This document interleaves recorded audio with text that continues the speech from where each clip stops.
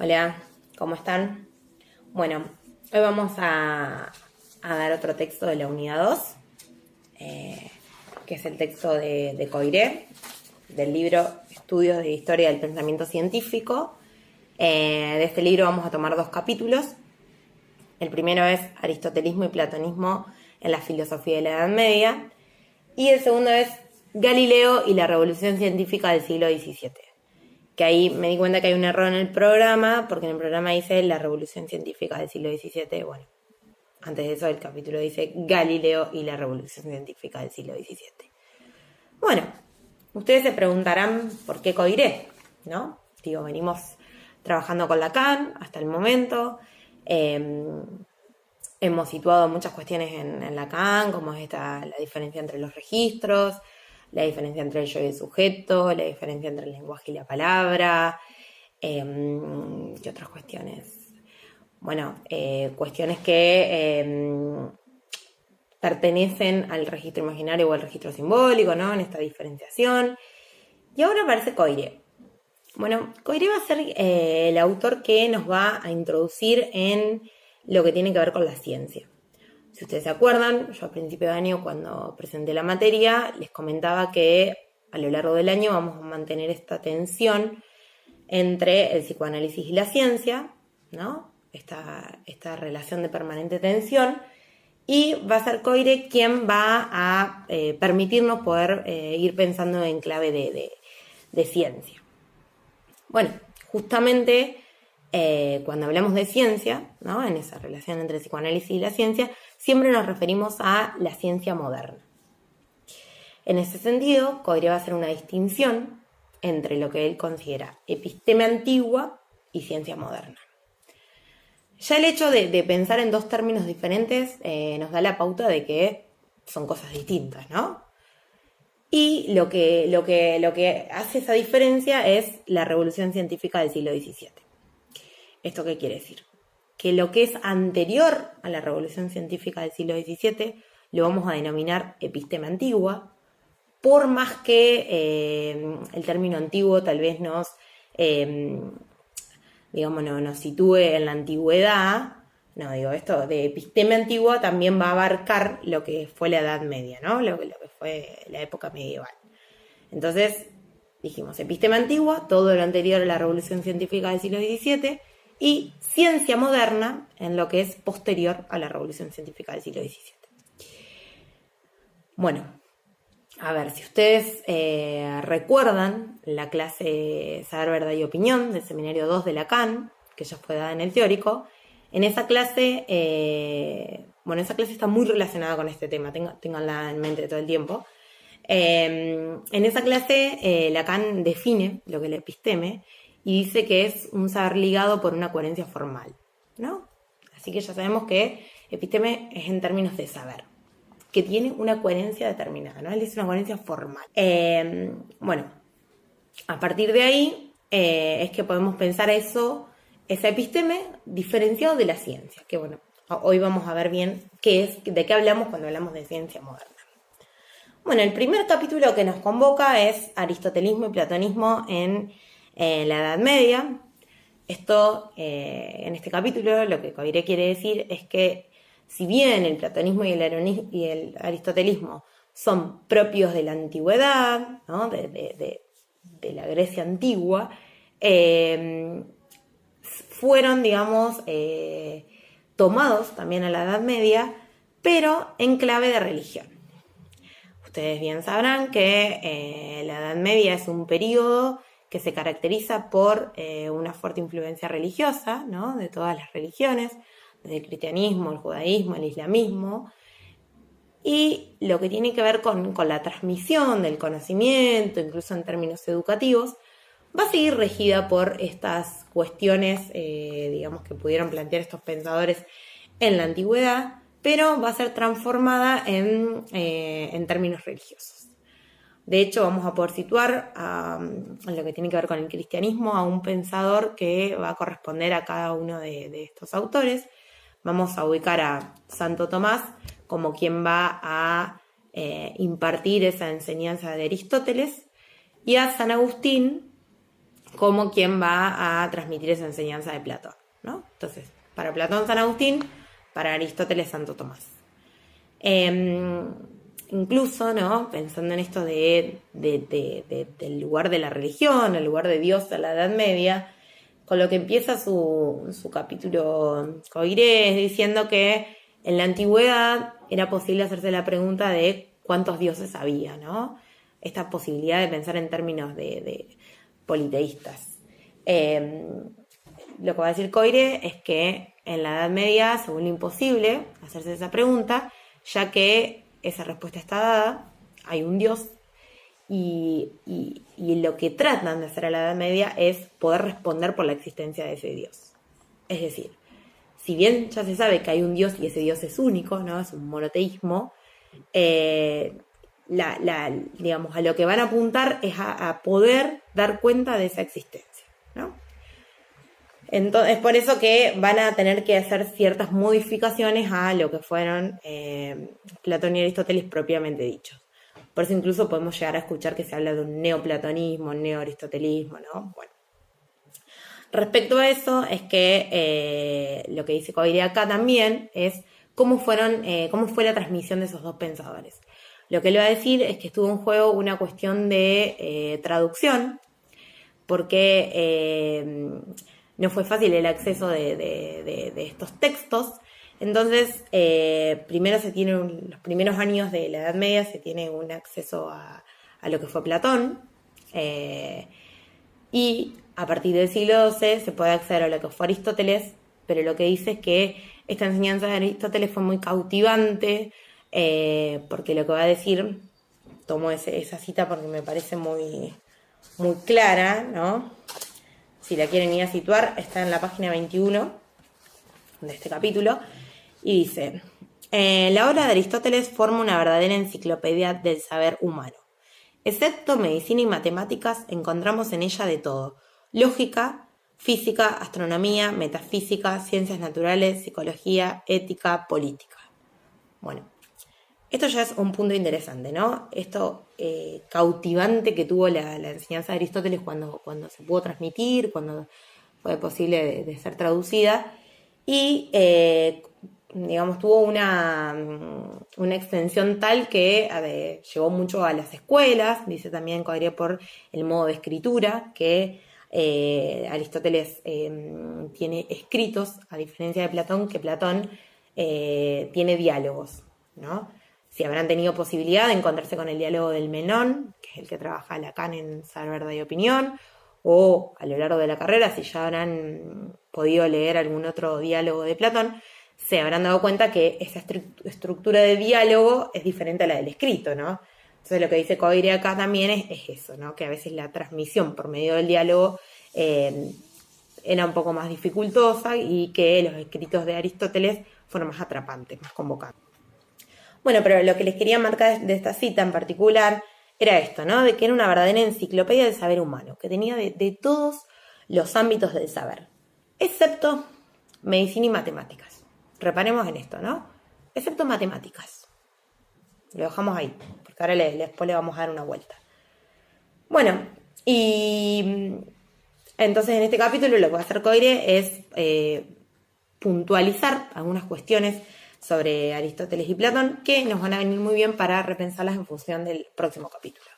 Bueno, algunas las más importantes, que esto es a modo un poco de repaso, no voy a ser muy, muy puntillosa con esto, porque entiendo que ustedes ya tienen un recorrido sobre esto, ya lo han trabajado en alguna otra materia, así que a modo de repaso para recordar y poder tomar lo que nos interesa a nosotros en función del otro capítulo. Como bien saben, Platón hablaba en términos de mundo sensible y mundo inteligible, ¿no? Él separaba dos mundos, el mundo de las ideas y el mundo de las cosas. Él va a decir que el hombre tiene un alma, ¿no? Que es un alma, no solo que la tiene, sino que es un alma, y que esa alma está atravesando ese cuerpo en un momento determinado, pero, bueno, supongo que recordarán todo esto de la teoría de la reminiscencia, que ese alma recuerda, ¿no? Ya estuvo, digamos, hay un saber que ya lo tiene, que lo puede recordar. Justamente eso es lo que trabaja Lacan y Platón en el Menón. vuelvan a ser verdad y opinión, ténganlo en cuenta. Bueno, entonces digo, como en esta distinción de los dos mundos, lo que hace Platón es darle un lugar de prioridad al alma, y también, por supuesto, va a hablar de Dios, ¿no? Va a hablar de Dios como la idea de bien, de perfección, y va a decir que, digamos, esa perfección también está muy ligada a las matemáticas. Y acá es la otra cita que les quiero marcar de este capítulo. En la página 28 dice: la idea de perfección, punto y seguido, son estas las que constituyen el legítimo objeto del verdadero saber. Estas ideas son la idea de la perfección, la idea del número. Es hacia ellas donde debe dirigirse el pensamiento, apartándose del mundo que se ofrece a nuestros sentidos. El platónico se dirige siempre hacia las matemáticas, y el conocimiento matemático es siempre para él el propio modelo de saber, ¿no? Digo, acá, estas dos citas puntuales les quería marcar para hacer esa distinción. Platón toma las matemáticas, de hecho las ubica en este lugar de perfección, el número en el lugar de perfección, en el mundo de las ideas, ¿no? En este modelo de saber, y Aristóteles no le hace lugar a las matemáticas en su enseñanza, ¿no? En esto de que es una enciclopedia que tiene de todo menos de matemática. Bueno, en ese punto también Platón va a tomar esto que ubica como una frase de Sócrates que dice: conócete a ti mismo, en donde va a ubicar en el alma la posibilidad de ese autoconocimiento, ¿no? De que la verdad de Dios, esa perfección, eso que tiene que ver con el mundo de las ideas, habita en el alma, y que es un trabajo que hay que hacer con uno mismo, poder conocerse, ¿no? Poder conocer esa alma que habita, ¿no? Esa alma que se es. Entonces, lo que dice también es que ese alma posee un cuerpo, pero es independiente de él, ¿no? Que está en ese cuerpo por un tiempo determinado, que después el alma va a estar en otro cuerpo, ¿no? Bueno, todas estas cuestiones de Platón que ustedes me imagino que ya conocen. Y en lo que tiene que ver con Aristóteles, va a decir que Aristóteles no diferencia estos dos mundos, no lee el mundo inteligible y el mundo sensible, sino que para él hay un único mundo, que es un mundo que está en movimiento, es un mundo móvil y cambiante. En ese sentido ya podemos, pesquisar que Aristóteles va a hablar en términos de movimiento, y en el mundo de cualidades sensibles, ¿no? Un mundo en el que se encuentra el hombre dice como una naturaleza entre tantas otras. Él va a hablar de la naturaleza, va a ubicar ahí, ¿no? Esto de lo permanente que hay en la naturaleza, en este mundo cambiante. Ya empezamos a escuchar, nociones de movimiento, cambio, permanencia. Y va a decir que el hombre tiene un alma también, pero que no es un alma, ¿no? Esa diferencia de Platón. El hombre tiene un alma, pero no es. Y va a denominar al hombre como un animal racional que está en el mundo, ¿no? Dice, es un animal racional inmortal, es una naturaleza entre las demás, está en el mundo. En ese sentido también dice que el hombre es un ser mixto, que tiene alma y cuerpo, y que todos los actos del hombre deben ser conformes a esta naturaleza, ¿no? Digo, le da un lugar preponderante a la naturaleza, ¿no?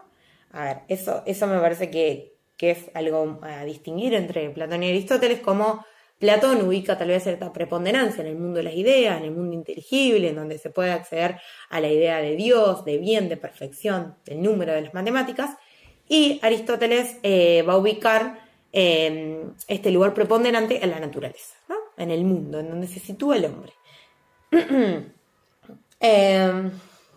Dice que el alma se conoce por razonamiento, y va a ubicar que esto que es el lugar de Dios, ¿no? Así como Platón ubicaba al Dios en el mundo de las ideas, en ese lugar de perfección y de bien, Aristóteles va a ubicar a Dios como primer motor inmóvil. ¿Qué quiere decir eso? Como el motor que es causa de los demás movimientos.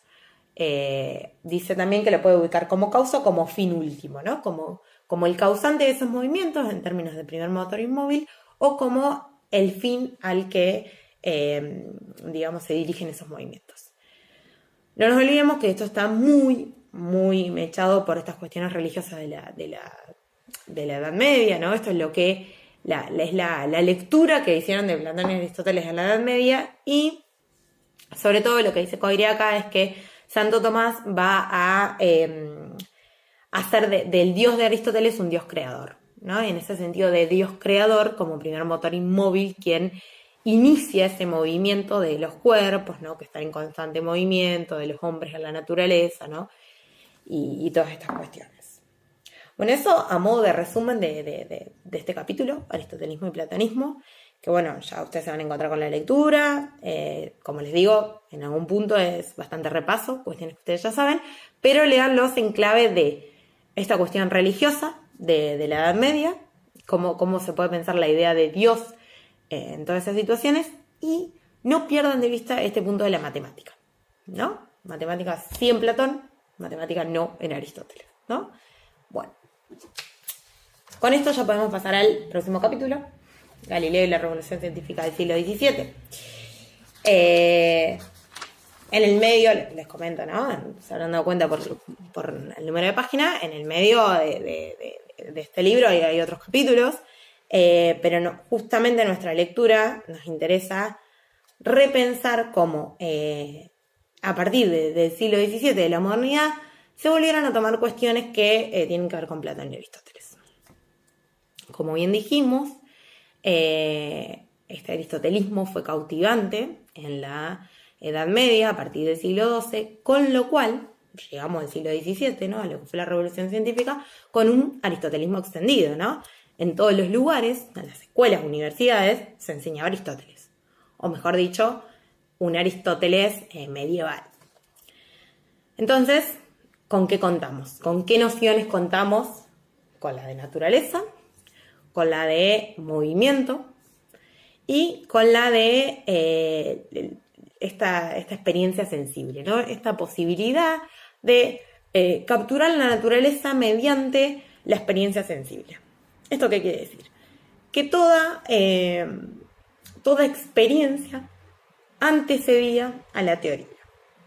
En la episteme antigua se puede pensar que, justamente lo que no se puede pensar, ya vamos a ver por qué, ¿no? Pero de hecho va a decir también Coiré al final de este capítulo que vamos a poder pensar con Galileo e imaginar con Aristóteles, justamente porque en la episteme antigua lo que se hacía era imaginar. A esto iba con lo que les quería explicar de esto de la experiencia sensible. Tenían muy en cuenta lo que era la observación, la experiencia, los sentidos, ¿no? Y a partir de ahí era posible pensar alguna teoría respecto del movimiento, ¿no? Bueno, respecto de muchos ejemplos que da Coiré en este capítulo, que son todos ejemplos de la experiencia, que se pueden, razonar, justamente no es razonar, no vamos a decir concebir a partir de la experiencia. La ruptura que Coiré sitúa acá se da a partir de la Revolución Científica del siglo XVII con dos pensadores, va a decir él, ¿no? Un físico y un filósofo, que son Galileo y Descartes.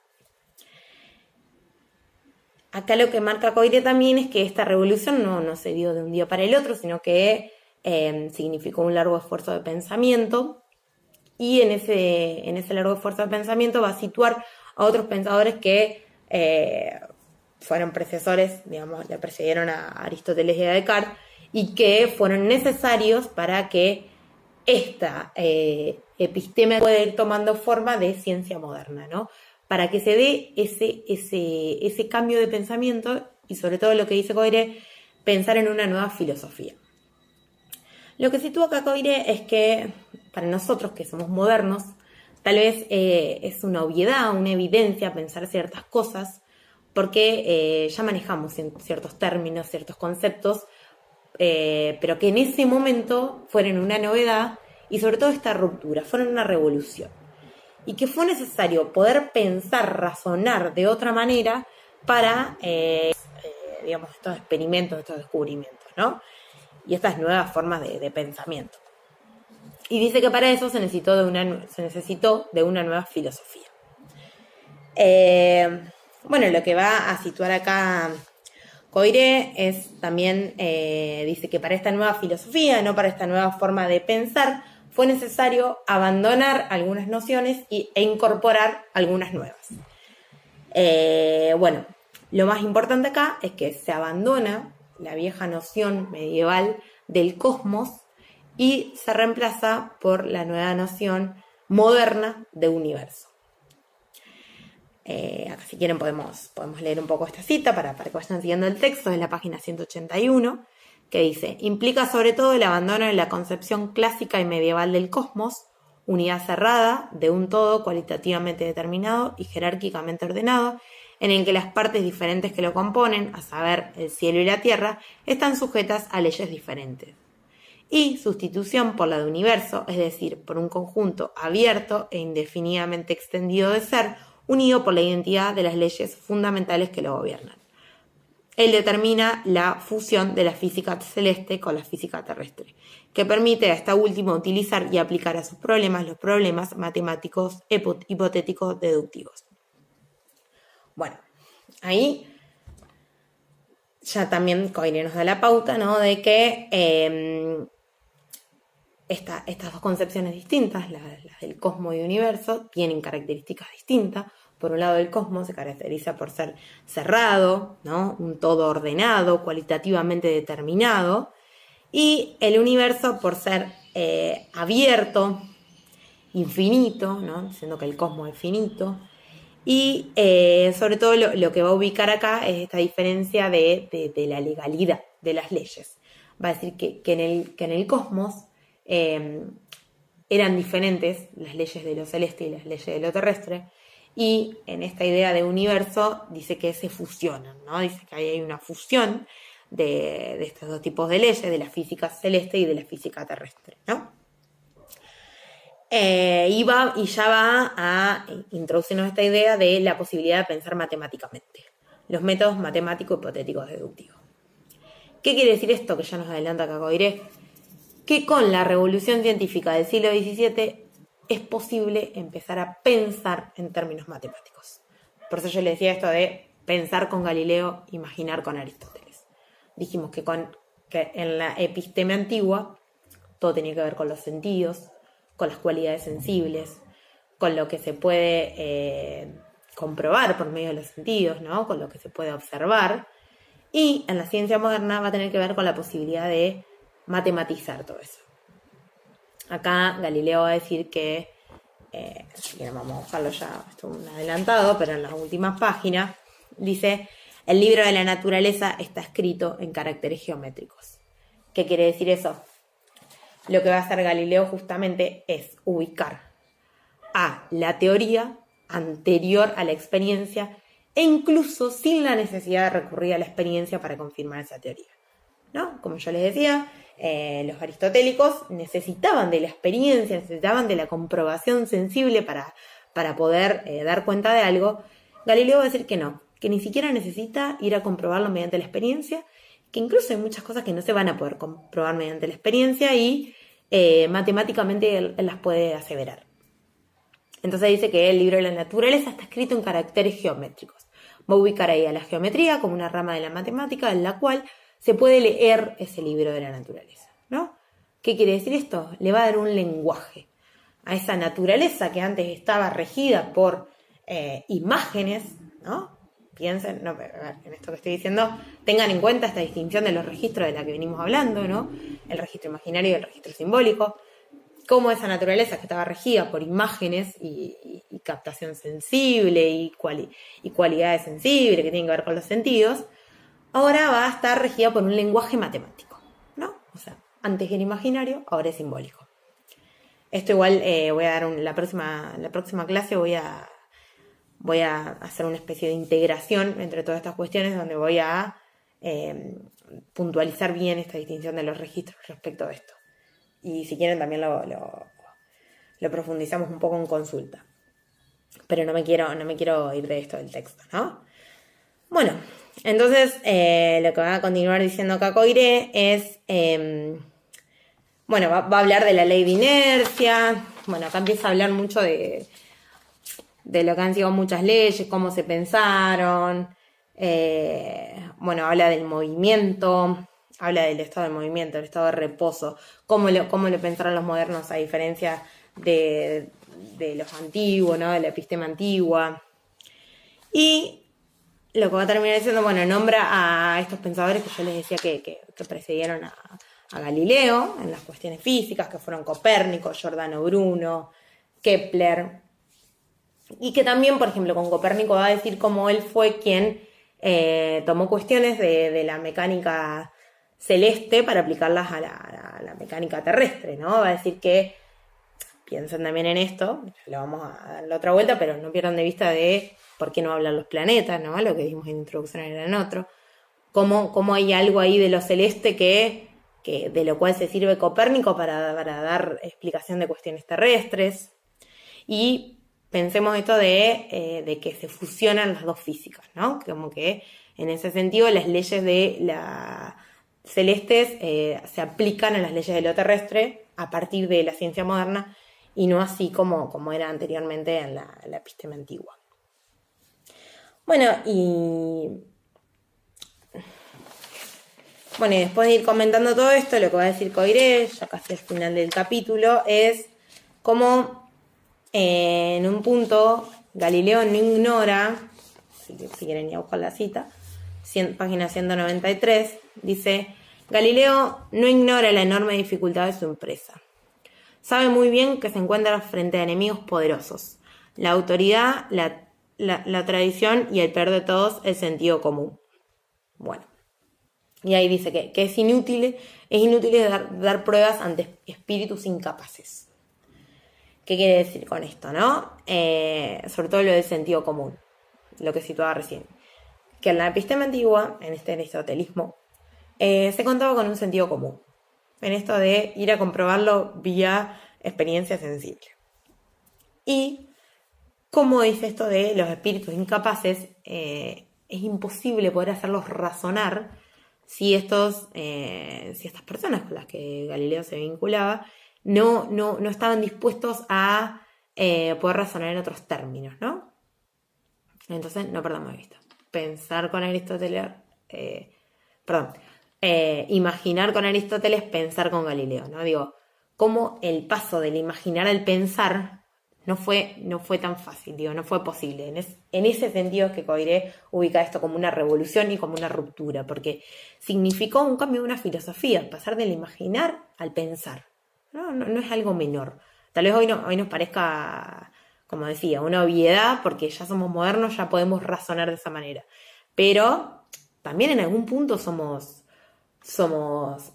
aristotélicos, ojo con eso, ¿no? Digo, en algún punto también quedamos muy tomados por el sentido común, requerimos de los sentidos para explicarlo, ¿no? Y eso es esta relación entre lo imaginario y lo simbólico a la que nos encontramos constantemente. Entonces ahí lo que dice Galileo es que no están acostumbrados a pensar matemáticamente, hay que empezar por educarlos.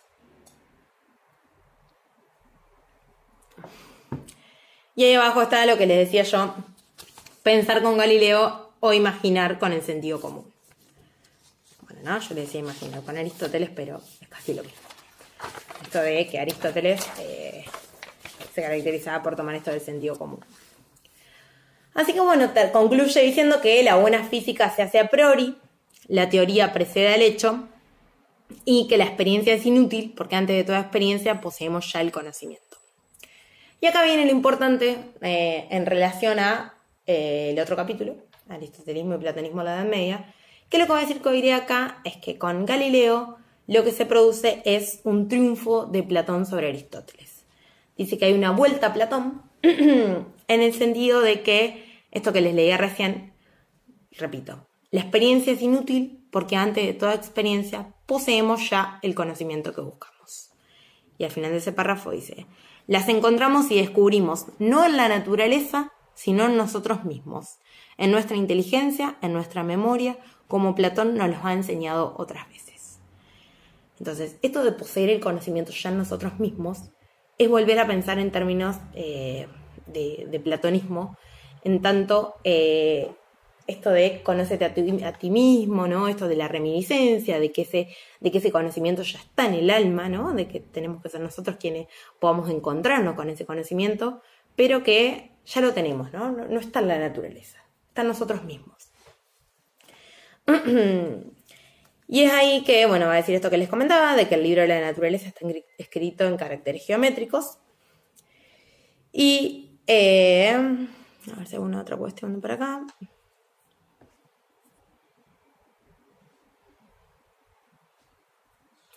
Bueno, y ahí al final justamente hace esta distinción entre estas dos filosofías, ¿no? Como para terminar de darle una vuelta al otro capítulo. Y dice que el platonismo y el aristotelismo son opuestas.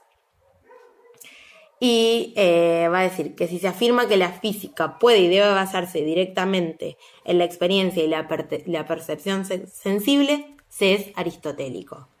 Y si por el contrario se quiere atribuir a las matemáticas un valor supremo, una posición clave en el estudio de las cosas de la naturaleza, entonces se es platónico, ¿no? Bueno, y acá está bien claro este triunfo del platonismo sobre el aristotelismo. Y a partir de ahí la posibilidad de pensar en una ciencia moderna, en una ciencia galileana, que Coiré ubica a estos dos referentes, a Galileo y a Descartes, que si bien en este capítulo, situamos cuestiones de la física que tienen que ver con Galileo, nosotros en la unidad 3 vamos a trabajar cuestiones de Descartes, así que ténganlo en mente también. Y bueno, y como no contamos con pizarrón, me pareció pertinente hacer una especie de cuadro, como para poder registrar esto, ¿no? Por un lado tenemos la episteme antigua, por otro lado la ciencia moderna. Esperen que no leo. La física antigua era aristotélica, la física moderna es galileana, ¿no? La episteme antigua se caracteriza por el sentido común, mientras que la ciencia moderna por la razón y la lógica. La episteme antigua se caracteriza por la experiencia sensible, mientras que la ciencia moderna por la matematización. Y estas dos concepciones que fue necesario cambiar, en la episteme antigua la noción de cosmos y en la ciencia moderna la noción de universo, y ahí las características de cada uno, ¿no? El cosmos como algo cerrado y finito, y el universo como algo abierto e infinito. Y abajo las cuestiones legales, esa legalidad de las leyes de lo terrestre y lo celeste. Así que espero que esto les quede claro, ¿no? Esta diferencia de lo que es la episteme antigua y la ciencia moderna, para poder trabajar a partir de ahora en esta relación del psicoanálisis con la ciencia. Que ahora que saben, siempre que hablamos de ciencia nos referimos a la ciencia moderna, ¿no? No vamos a estar diciendo ciencia moderna todas las veces, ¿no? Cuando en la cátedra hablemos de ciencia, ustedes tienen que situar que es moderna. Así que bueno, espero que les haya servido esta clase. En líneas generales, así a modo de resumen comentado, es esta distinción entre la episteme antigua y la ciencia moderna. ¿Por qué hay un triunfo del platonismo sobre el aristotelismo? ¿Qué quiere decir eso? ¿Qué nociones de cada uno están en juego, no? Y la matematización propia de la ciencia moderna, que fue a partir de Galileo, ¿no? Esta física galileana, y que nos hizo posible leer, digamos, el libro de la naturaleza, ¿no? Como dice Galileo, que está escrito en caracteres geométricos. Esto de empezar a pensar esto de lo escrito en términos de letra, ¿no? Esta matemática que si bien tiene que ver con el número, también tiene que ver con la letra, ¿no? Esta escritura. Entonces, ya no se trata de contemplar la naturaleza como hacían los aristotélicos, sino que ahora la leemos y la podemos escribir. La podemos justamente inscribir en un lenguaje. ¿Esto qué quiere decir?